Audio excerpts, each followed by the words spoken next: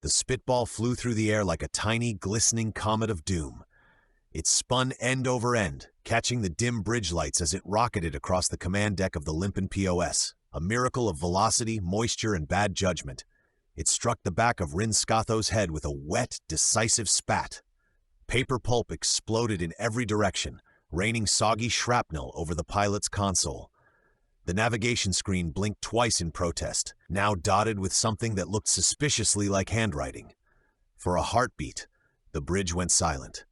Then the only sound was a faint drip as a lone fragment slid off Rin's neck and landed on the floor with a pitiful plop.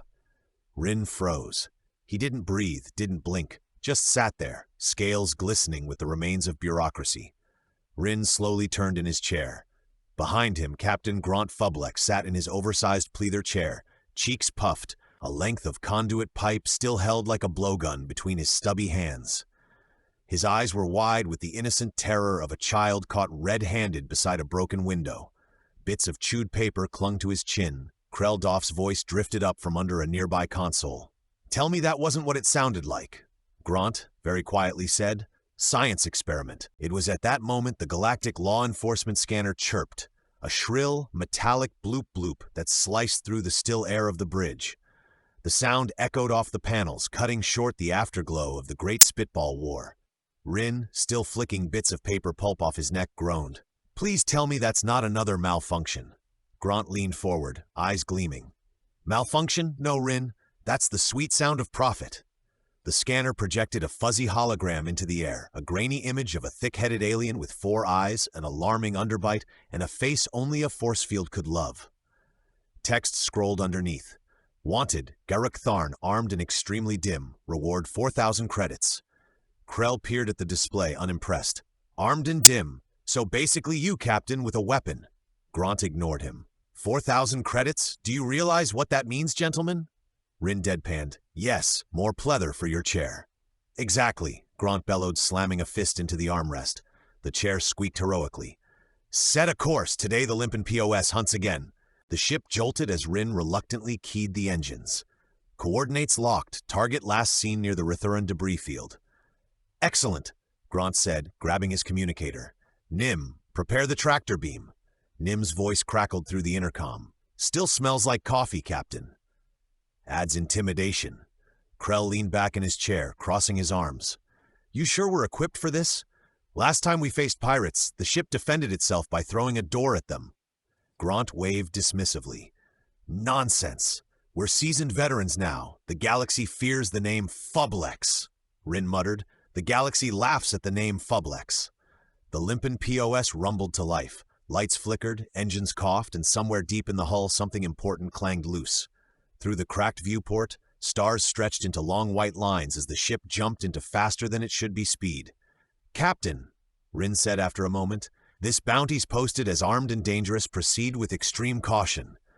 "Perfect," Gront said proudly. "Means fewer competitors." The Rithuran debris field shimmered like a metallic storm. Thousands of twisted hull fragments drifting lazily around the pale light of a dying star. It was the kind of place where smart pilots stayed far, far away, which meant naturally that Captain Gront Fublex was headed straight for it. "Target in sight," Rin called, gripping the controls. "Range 5,000 clicks. He's weaving through the wrecks." "Ha!" Gront said, leaning forward in his squeaky chair. "Typical criminal cowardice. He runs because he fears justice," Krell muttered. "Or collision." "Sid," she ship's eye announced, "given your trajectory, both outcomes are likely." "Quiet, Sid," said Gront. "You're interrupting destiny." The fugitive's hauler darted between broken satellites, engines flashing. Rin tightened his grip on the controls. "He's fast for a junk ship." "Speed means nothing against cunning," Gront said, pounding a fist on the armrest. "Activate the tractor beam." Nim pressed the button. A golden cone of light fired, and instead of the fugitive's ship, the beam latched onto a floating refrigerator spinning through space. It yanked it hard toward them, smashing it against the viewport with a thunk. Rin blinked. "We've captured leftovers," Krell muttered. "Highly nutritious, low tactical value." Gront puffed up proudly. "A warning shot!" "Nim, reverse the tractor beam. You shroom-headed bug tweeter," Gront bellowed. Nim did as commanded, and the tractor beam not only turned loose of the refrigerator, it propelled it with such force that it lanced out, smacking the fugitive's ship. The fugitive's voice crackled over the comm. "Who are you people?" "Your reckoning. You hit me with a fridge." Rin snorted. "He's not wrong." Gront ignored him. "Prepare for ramming speed." "Ramming what?" Rin asked. "Justice." Gront shouted. He slammed a button that absolutely wasn't meant for that. The ship lurched sideways, spun end over end, and plowed straight into the fugitive's hauler. The impact was oddly gentle, more of a clumsy hug than an attack. The two ships drifted together, tangled in debris. Sid said, "Congratulations! You've achieved sublight entanglement." "Ha!" Gront said. "He's trapped. Perfect maneuvering, Rin." "I wasn't even touching the controls," Rin said. Inside the hauler, the fugitive scrambled into an escape pod, which immediately ejected and slammed into the Limpin POS hull with a hollow clang. Krell peered at the sensors. "Captain, the pod's stuck to us." Gront's eyes lit up. "Captured alive! Brilliant tactics!" Sid's voice crackled through the ship's speakers. "Tactics implies intention." "Details," Gront barked. "Nim, reel him in." Nim flicked a switch. The tractor beam flickered, coughed, and gently pulled the pod into the cargo bay, where it landed upside down in a shower of sparks. "Secure the prisoner," Gront commanded. Rin smirked. "You mean the pod that glued itself to us?" "Semantics." A few minutes later, they stood in the cargo bay, staring down at the dazed fugitive crawling out of the pod. He blinked up at them, one eye swollen, the other spinning slightly. "Who are you idiots?" Gront puffed out his chest. "We are the brave crew of the Limpin POS, scourge of pirates, defender of justice, and masters of hotshot delivery." Krell whispered, "And dumb luck." The AI spoke, "Statistically, 99.7% dumb luck." Gront ignored them both. "Take him to the brig." "We don't have a brig," Rin reminded him. "Then the laundry closet will suffice. Justice is adaptable." Hours later, the crew relaxed on the bridge. The fugitive was contained, sort of, the bounty claim was transmitted, and the Limpin POS coasted serenely, one more dent added to its legend. Gront leaned back, beaming. "Another flawless victory, lads. That's what I call tactical brilliance." Rin turned in his chair.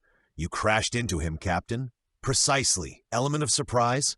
Krell rolled his eyes. "We're lucky we didn't vaporize." "Luck?" Gront said, grinning wide. "No, my friends, strategy," Sid reminded them, "and gravity." Gront raised his can of Glorgale. "To the Limpin POS, undefeated in battle, unstoppable in incompetence." The chair squeaked proudly as the crew groaned, and somewhere in the hold the fugitive's muffled voice yelled, "You owe me a new fridge!" Gront smirked. "Another satisfied customer." The Limpin POS drifted peacefully above the blue-gray surface of Rethon 6, its hull creaking proudly, its captain brimming with unwarranted ambition. Inside the bridge, Gront Fublex leaned back in his pleather throne, hands folded across his belly, eyes shining with fresh ideas and poor judgment. "Gentlemen," he began, "our recent victories have proven one thing. We are a force to be reckoned with." Rin didn't look up from the controls, mostly by insurance companies. Krell grunted. "What now, Captain? You gonna have Sid install cup holders in the thrusters?" "No, this time I've thought bigger. We need proper armaments, cannons, missiles, firepower worthy of legends." Nim's big ears perked up. "You mean weapons? Like the kind that go boom?" "Exactly," Gront said, pounding his fist into his palm. "We shall outfit the Limpin POS with plasma cannons." Krell's brow ridge twitched. "Plasma cannons on this hull, Captain? The recoil alone could turn us inside out." "That's quitter talk, Krell, you maggot monger. Prepare for descent. We're going shopping." They landed on the dusty outskirts of Gorvak's Reclaimed Arms and Accessories, a ramshackle weapons yard on the edge of a bustling trade city. The sign above the gate flickered erratically, half the letters burnt out so it read simply, "Gokei's Re-Aimed Arms." Gront strode in like a man expecting royal service, followed by the weary crew. Behind a counter stood Gorvak, a three-eyed slug-like alien in a stained mechanic's apron. His smile was both too wide and not trustworthy in the slightest. "Well, well," Gorvak slurred. "If it isn't Captain Fublex, scourge of common sense, what can old Gorvak interest you in today?" Gront grinned. "We seek armament, Gorvak. Big guns, cannons, the kind of weapons that make enemies question their life choices." Gorvak's eyes glinted. "Ah, I've got just the thing." He waddled toward the back, pulling away a tarp with dramatic flair. Beneath it sat two plasma cannons, large, scorched, and clearly salvaged from different ships entirely. One still had a Property of the Imperial Navy tag half melted onto the casing. "Pre-owned," said Gorvac proudly. "Vintage models, only slightly radioactive. I'll even throw in mounting brackets." Krell frowned. "Those aren't mounting brackets, they're shopping carts." "Retrofit engineering," said Gorvac. "Very in style." Gront rubbed his hands together. "Sold." An hour later, the Limpin POS sat on a cracked landing pad, surrounded by cables, sparks, and questionable welds. Krell supervised from a safe distance, muttering, "I should have stayed a salvage tech." Nim watched with gleaming eyes as Gorvac's crew bolted the cannons onto the underside of the hull firmly enough to look impressive. Gront paced beneath them, admiring his new purchase. "Ah, look at them, lads. Beautiful, deadly, overcompensating, just like their captain." Sid made an announcement. "Sensors detect 34% chance of explosion on activation." As the sun dipped behind the junkyard skyline, the crew gathered proudly under the ship. "All right, Nim," said Gront. "Time to give our new beauties a test." Nim blinked. From down here?"